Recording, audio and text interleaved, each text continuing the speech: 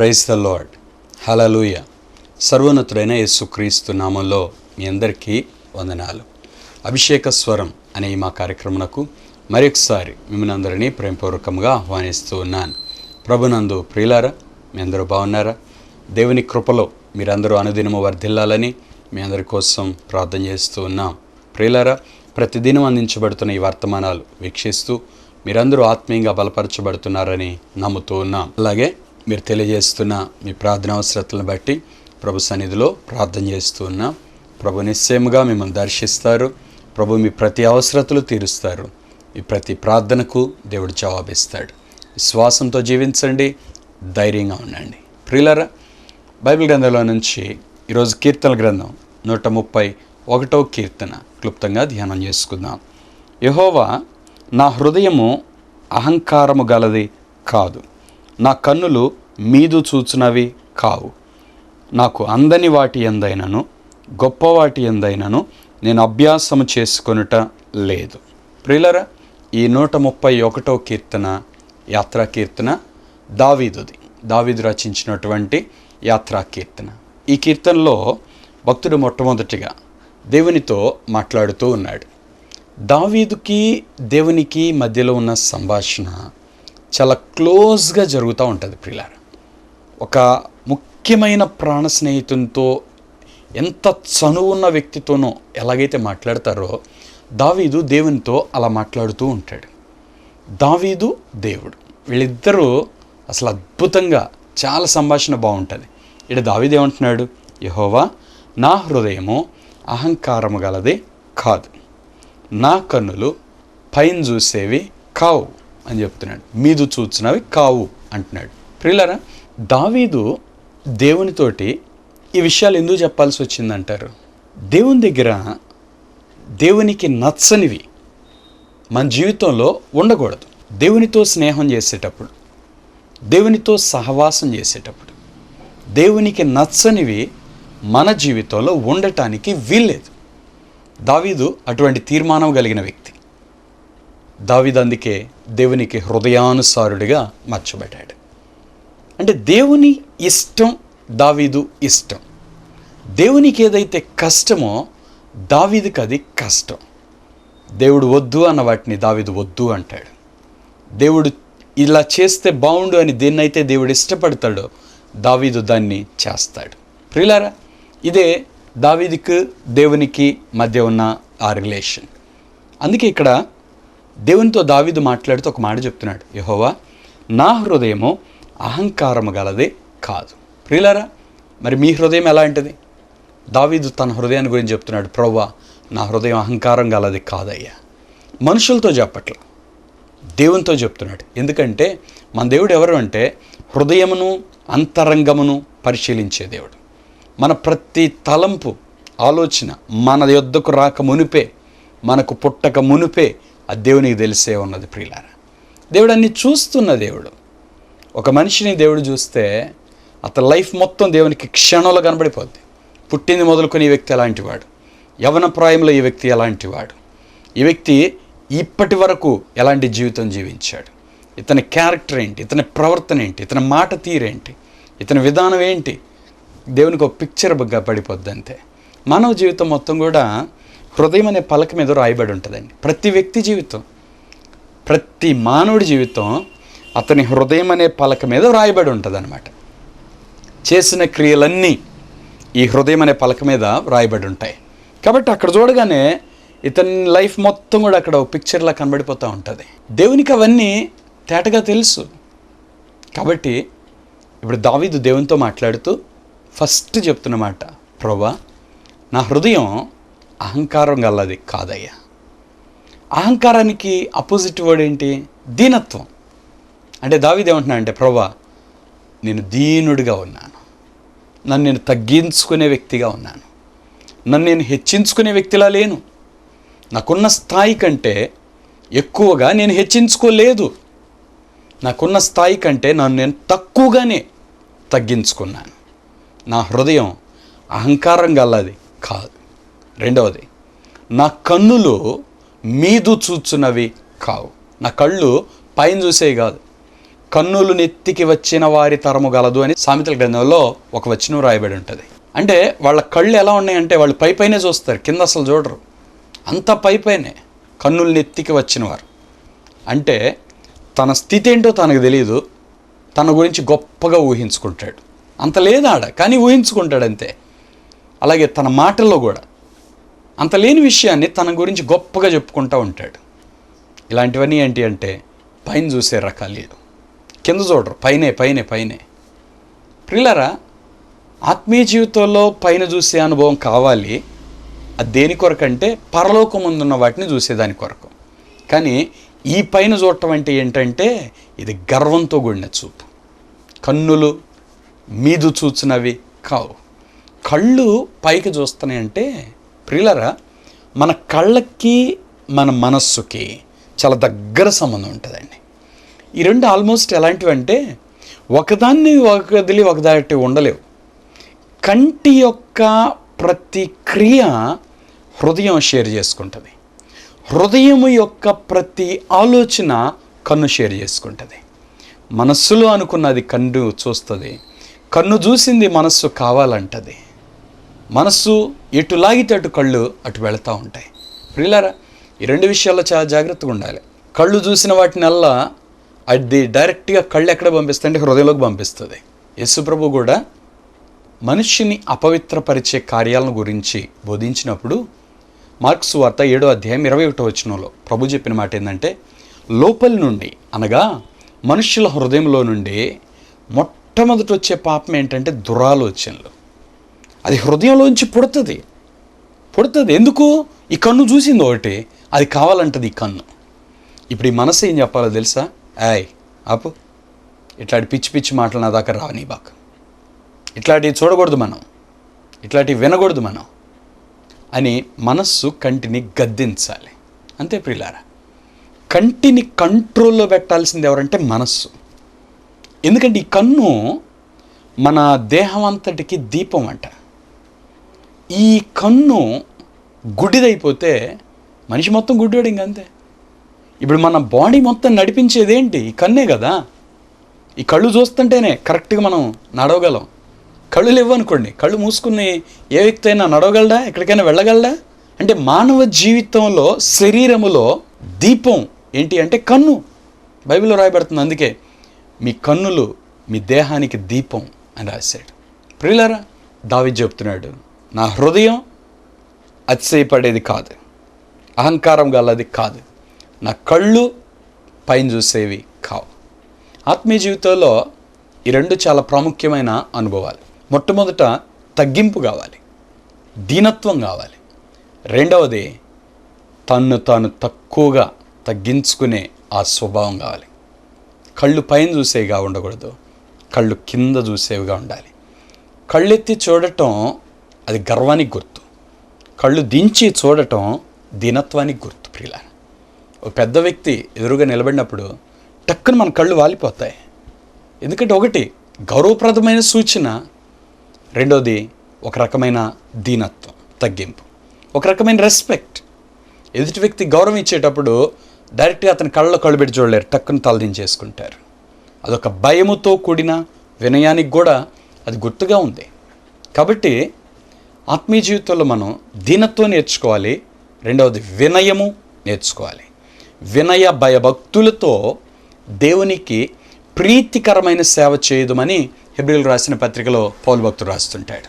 ప్రియులారా, మరి మన హృదయం ఎలా ఉంది, మన కళ్ళు ఎలా ఉన్నాయి? మూడోది, నాకు అందని వాటి ఎందైనను గొప్ప వాటి ఎందైనను నేను అభ్యాసం చేసుకుంటలేదు. నాకు అందని దానికోసం నేను ఆశపడను, గొప్ప దానికోసం కూడా నేను ఆశపడను, నాకు అక్కర్లేదు. ఆత్మీయ జీవితంలో ఈ ఆశ నిగ్రహము అనే ఈ ఫలం కావాలండి. చాలామందికి ఈ ఫలం లేదు.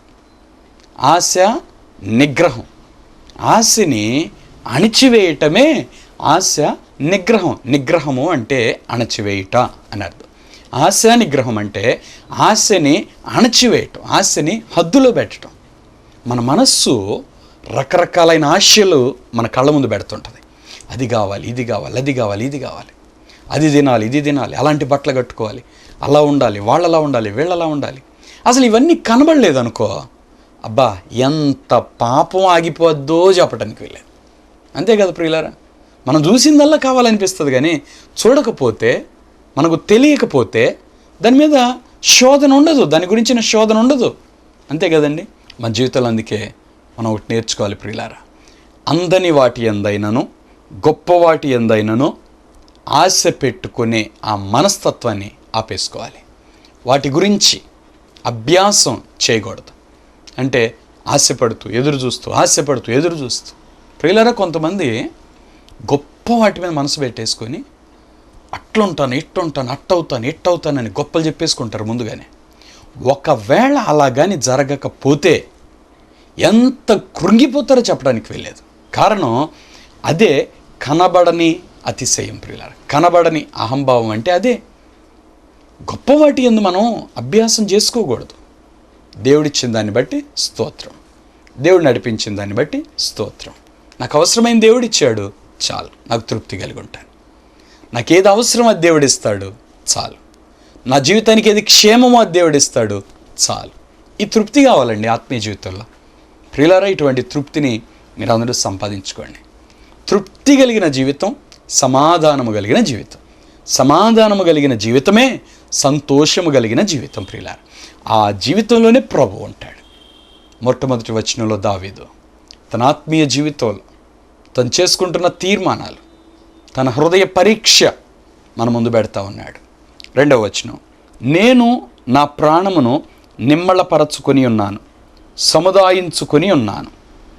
చనుపాలు విడిచిన పిల్ల తన తల్లి యొద్ద ఉన్నట్లు, చనుపాలు విడిచిన పిల్ల ఉన్నట్లు నా ప్రాణము నా యొద్ద ఉన్నది. ప్రియులారా, ఈ 131వ కీర్తన కేవలం 3 వచనాలు ఉన్నాయి. మొట్టమొదటి వచనంలో దావీదు తన హృదయ పరీక్షని చెప్తా ఉన్నాడు. హృదయం అహంకారం గలది కాదు, కళ్ళు పైన చూసేవి కాదు, గొప్ప వాటి మీ కోసం నేను ఆశపడను, అందని వాటి కోసం నేను ఆరాటపడను. ఈ 4 విషయాలు చెప్తున్నాడు. 2వ వచనంలో నా ప్రాణము నేను నిమ్మళపరచుకొని ఉన్నాను, సముదాయించుకొని ఉన్నాను అంటున్నాడు. ప్రాణం ఎందుకు నిమ్మళపరచుకోవాలి, ప్రాణం ఎందుకు సముదాయించుకోవాలంటే, మానవ జీవితంలో ఈ భౌతికంగా ఈ లోకంలో మనం తిరుగుతూ ఉన్నప్పుడు లోకంలో అనేక రకాలైన శోధనలు మన మనస్సుకు వస్తూ ఉంటాయి. శరీరాశ, నేత్రాశ, జీవపు డంబం, ఈ శోధనలు కలుగుతాయి.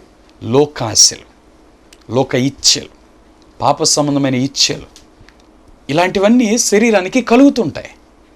అవి కలగకుండా ఉండాలి అంటే ఒక సెల్ఫ్ కంట్రోల్ అదొకటి కావాలి. ఆశ నిగ్రహము, అదొక ఆత్మఫలం మనకు కావాలి. ఇక్కడ దావీదు ఏమంటే, నా ప్రాణం నేను నిమ్మళపరుచుకుంటున్నాను, సముదాయించుకుంటున్నాను. ప్రాణము అనేదానికి ఇక్కడ మరొక అర్థంగా మన మనస్సు అని మనం తీసుకోవచ్చు. ఎందుకంటే మనస్సు కోరుకున్నది జరిగితే చాలా సంతోషంగా ఉంటుంది. మనస్సు కోరుకున్నది కానీ జరగకపోతే ఎంత దుఃఖమో చెప్పడానికి వెళ్ళలేదు. గుండె బ్రద్దలైపోద్ది అంటారు. దాని అర్థం ఏంటంటే అనుకున్నది జరగలేదు అంతే. నిజంగా ఈ గుండె ముక్కలు అవ్వదో, మనస్సు పగిలిపోతుంది. మానవుని శరీరంలో దేవుడిచ్చిన గుండె కొట్టుకుంటుంది, ఆగిపోతే ఆగిపోతుంది. దానికి 2 తెలుసు, జీవమా మరణమా 2 తెలుసు. ముక్కలు అవ్వటం అనేది దానికి లేదు. కానీ అక్కడక్కడ మన లోకంలో కొన్నిసార్లు ఈ పదాలు వాడతాం. గుండె బ్రద్దలైపోయింది, గుండె ముక్కలైపోయింది, గుండె పగిలిపోయింది. ఏంటిది అంటే మనస్సుకు తగిలిన గాయం. మన మనస్సుని గుండెని ఒకటిగానే పోల్చి చెప్తూ ఉంటారు. ఎందుకంటే మనస్సు నెమ్మదిగా ఉంటే గుండె నెమ్మదిగా ఉంటుంది. మనస్సు కంగారు పడి కలవరపడుతుందంటే గుండె స్పీడ్ పెరుగుతూ ఉంటుంది, హార్ట్ బీట్ స్పీడ్ పెరుగుతూ వస్తుంది. టెన్షన్. మనస్సు గుండె చాలా దగ్గరగా ఉన్నాయి. ప్రియులారా, నీ ప్రాణాన్ని నిమ్మళపరుచుకోవటం అంటే నీ మనస్సుని నిమ్మళపరుచుకోవటం. సముదాయించుకొని ఉన్నాను అంటాడు. సముదాయించుకోవటం అంటే ఏంటంటే, ఇప్పుడు చేతిలోంచి ఏదైనా పోయిందనుకోండి. సముదాయించుకోవటం అంటే ఏంటంటే, ఇప్పుడు చేతిలోంచి ఏదన్నా పోయిందనుకోండి, పోయింది తిరిగి రాదు. అప్పుడు పోయింది అని అర్థం చేసుకొని బాధపడకుండా ఓర్చుకొని పోతే పోయిందిలే అని అనుకోవటమే సముదాయించుకోవటం. పోతే పోయిందిలే అది కాకపోతే ఇంకోటి, అది సముదాయించుకోవటం.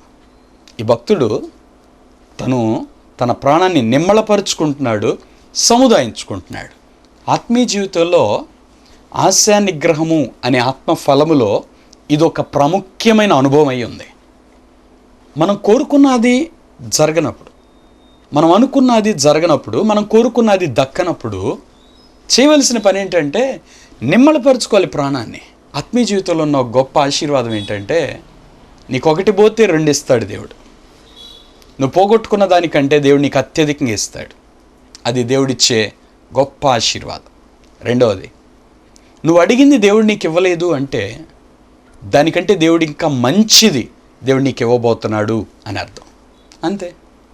ప్రియులారా, చాలాసార్లు మానవ జీవితంలో మనం అడిగిన వాటన్నిటినీ దేవుడు ఇవ్వడు. చాలా ప్రార్థనలకు జవాబు రాదు. కొన్నిసార్లు దేవుడు ఇప్పుడు దాన్ని నేను ఇవ్వను అంటాడు. అంటే నువ్వు అడిగింది ఇప్పుడే దేవుడు ఇవ్వట్లేదు అంటే నువ్వు అడిగిన దానికంటే ఇంకా మంచిదేదో దేవుడు నీకు ఇవ్వబోతున్నాడు అని అర్థం. రెండవది ఏంటి అంటే నువ్వు అడిగిన దానికి ఇవ్వకపోగా కొంచెం ఆలస్యం అవుతా వస్తుందనుకో. ఆలస్యం అవుతా వస్తుంటే నువ్వు అడిగిన దానికంటే శ్రేష్టమైనది, ద బెస్ట్ ఇవ్వబోతున్నాడు అని అర్థం. ప్రియులారా, ఇంకా లేట్ అవుతుంది. ఎంత ప్రార్థన చేసినా జవాబే రావట్లేదు. కొన్ని నెలల నుండి, సంవత్సరాల నుండి అడుగుతున్నావు, అయినా జవాబు రావట్లేదు. దాని అర్థం ఏంటంటే నువ్వు ఎదురు చూడనిది, నీ ఊహకు అందనిది గొప్పదేదో దేవుడు దాచిపెట్టాడు. దాన్ని దేవుడు నీకు ఇవ్వాలి అని కోరుకుంటూ ఉన్నాడు. అదే దాని అర్థం. ప్రియులారా, దేవుడు ఒక వ్యక్తికి తాను కోరుకున్నది, మనిషి కోరుకున్నది కాదు, దేవుడు కోరుకున్నది అది ఇవ్వాలి అని దేవుడు అనుకున్నప్పుడు నువ్వు అడిగిన వాటికి జవాబు ఇవ్వడు. నువ్వెంత ప్రార్థన చేసినా దేవుడు ఇవ్వడు. నువ్వు కన్నీరు విడిచి అడిగినా దేవుడు ఇవ్వడు. నువ్వు ఉపవాసం ఉండి ప్రార్థన చేసినా దేవుడు ఇవ్వడు. సాధారణంగా అడుగుడి మీకు ఇవ్వబడినని దేవుడే చెప్పాడు.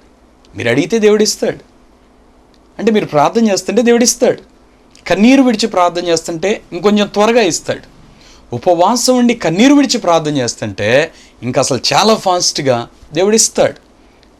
ఇంత చేసినా కూడా దేవుడు ఇవ్వట్లేదు అంటే దేవుడు నీకోసం ఏదో ఇంకా మంచిదేదో ఇవ్వాలని ఎదురు చూస్తున్నాడు. మౌనంగా ఉండు, ఎదురు చూడు. ప్రియులారా, ఒకసారి ఒక 2-3 సంవత్సరాల క్రితం నేను మొబైల్లో అందరికీ SMS పంపించేవాడిని. ఆ టైంలో కొంతమంది దైవజనులు కూడా నాకు స్నేహితులుగా ఉన్నవారు, పరిచయస్తులుగా ఉన్నవారు, వారందరి మొబైల్స్కి ఈ మెసేజ్ పంపిస్తూ ఉండేవాడిని. ఒకరోజు ఇదే మెసేజ్ ఒక చోట నేను చదివి ఇదేదో బాగుంది అనుకొని ఆ పాస్టర్ గారికి మెసేజ్ పంపించాను. అందరికీ పంపించాను. ఈ పాస్టర్ గారికి ఆ మెసేజ్ వెళ్ళగానే ఆ పాస్టర్ గారు వెంటనే నాకు కాల్ చేసి చెప్పారు. అదేంటంటే, బ్రదరు, ఒక బైక్ కావాలి అని నేను దేవుని సన్నిధిలో ప్రార్థన చేస్తున్నాను. దేవుడు ఇప్పటివరకు కూడా నాకు ఇవ్వలేదు. పోనీలే దేవుడు ఇస్తాడులే అని ఎదురు చూశాను. ఇప్పటివరకు నాకెవరు బైక్ ఇవ్వలేదు.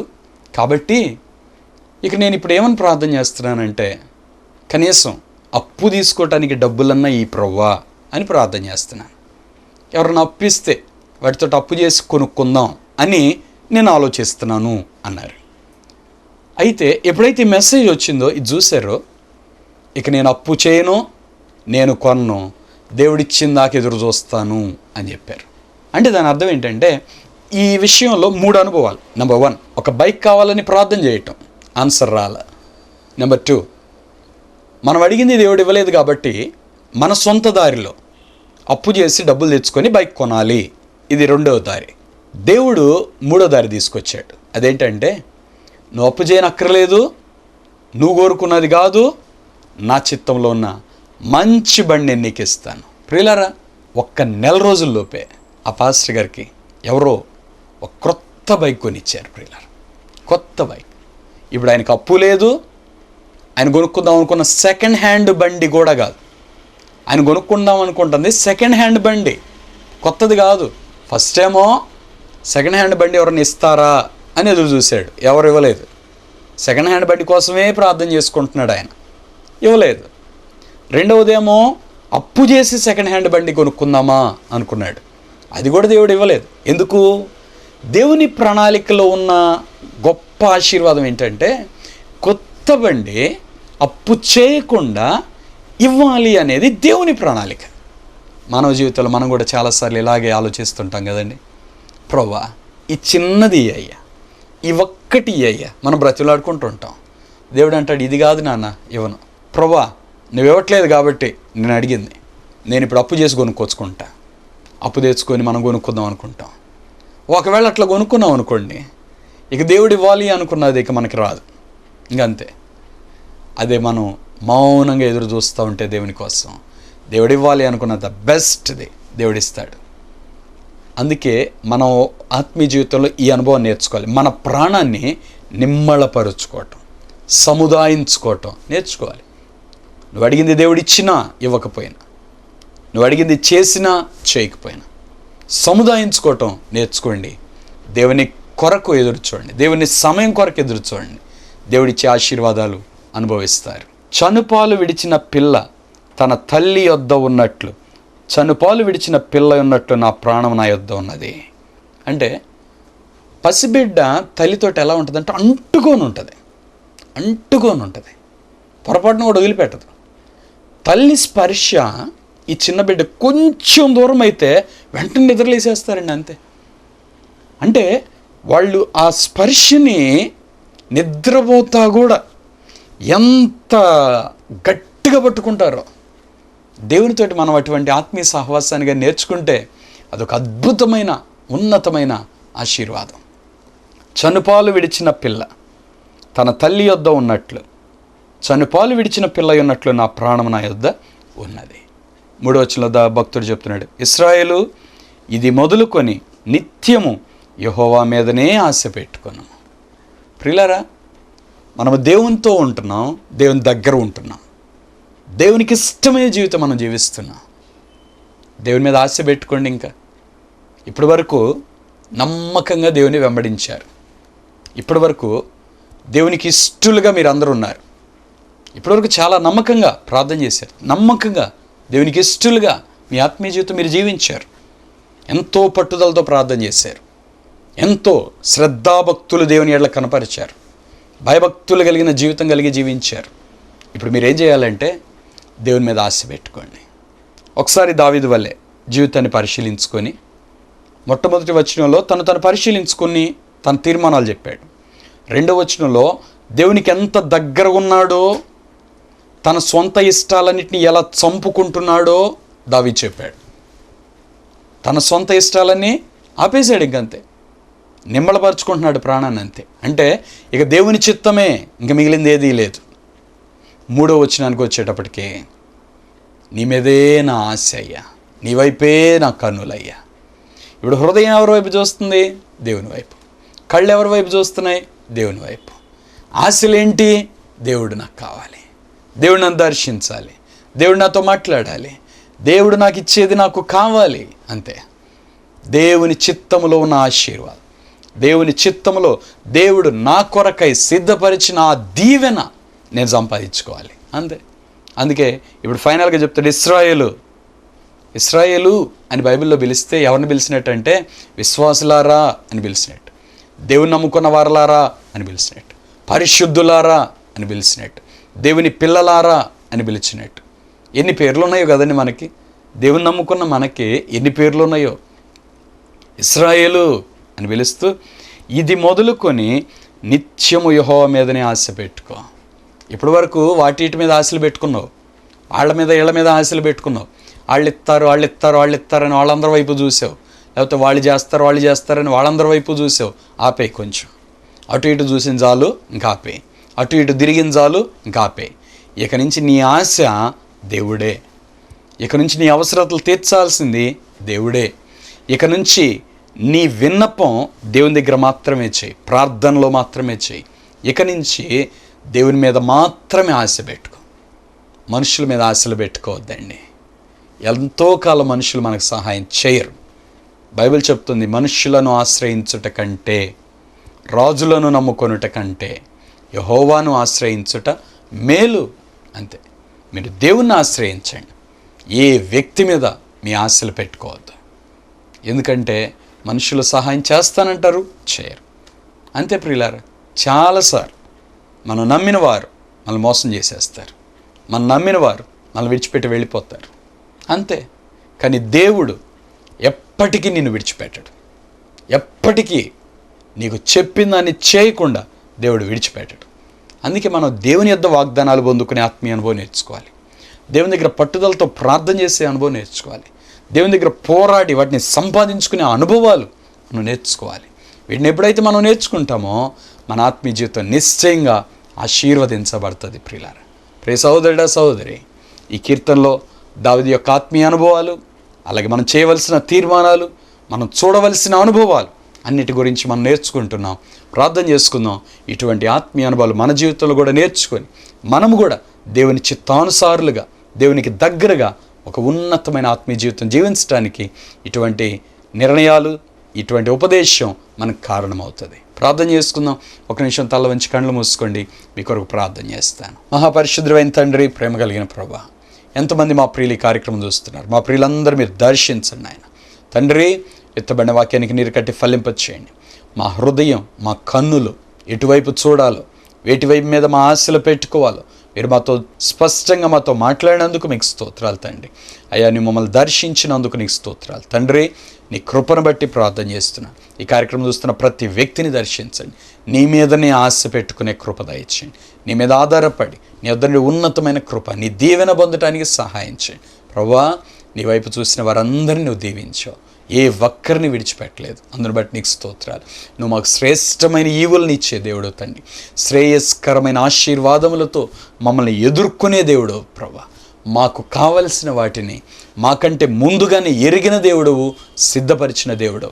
తన యందు భయభక్తులు గలవారి నిమిత్తమై మీరు దాచి ఉంచిన మేలు ఎంతో గొప్పది అని వాగ్దానం చేశావు. దేవుని ప్రేమించు వారికి నువ్వు సిద్ధపరిచిన ఆశీర్వాదాలు ఎంతో గొప్పవి అని మీరు బైబిల్లో తెలియజేశారు. తండ్రి, నీకు స్తోత్రాలు.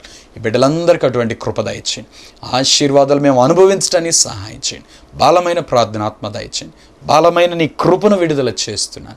ఈ కార్యక్రమం చూస్తున్న ప్రతి వ్యక్తిని, ప్రతి కుటుంబాన్ని మీరు దీవించండి ప్రభా. ఫైనాన్షియల్ ప్రాబ్లమ్స్ అన్ని తొలగిపోవడానికి కృప దయచేయండి. అప్పుల సమస్యలను బిడ్డలను విడిపించండి ప్రభా. ఆర్థిక సమస్యలను బిడ్డలు విడిపించండి. వ్యాపారాన్ని యేసునామములో ఆశీర్వదించండి. జాబ్లో మీ దీవెన దయచేయండి. శాలరీ సరిపోవట్లేదని ఎంతమంది బిడ్డలు కుమిలిపోతున్నారో ప్రభా, వీరి శాలరీని ఇంక్రీజ్ చేయమని ప్రార్థన చేస్తున్నాను. వీరి జాబ్స్లో ప్రమోషన్ దయచేయమని ప్రార్థన చేస్తున్నాను. వీరి బిజినెస్లో ప్రాస్పెరిటీ కలుగునుగా కానీ ప్రకటిస్తున్నాను. ప్రతి వ్యాపారాన్ని ఆశీర్వదించండి ప్రభు.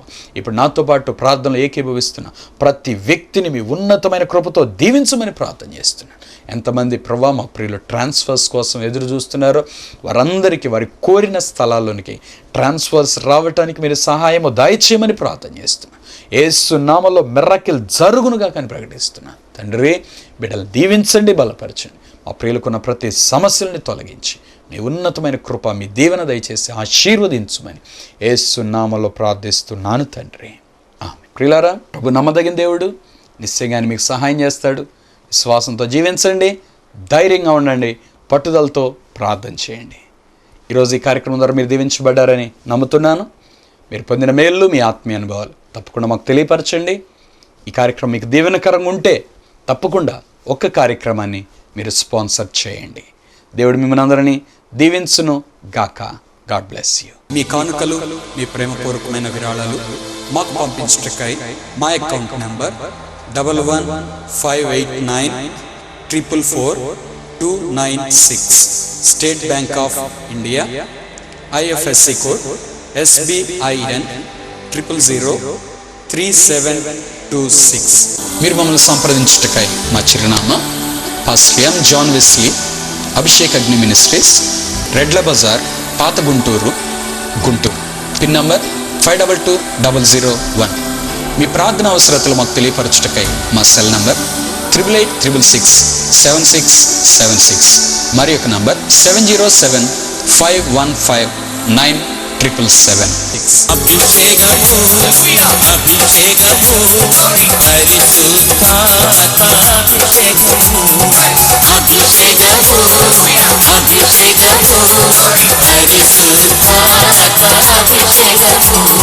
సంధ్యకాల కూర్చున్న జెరూసలేమా, పరిశుద్ధాత్మ అభిషేకము. సంధ్యకాల కూర్చున్న జెరూసలేమా,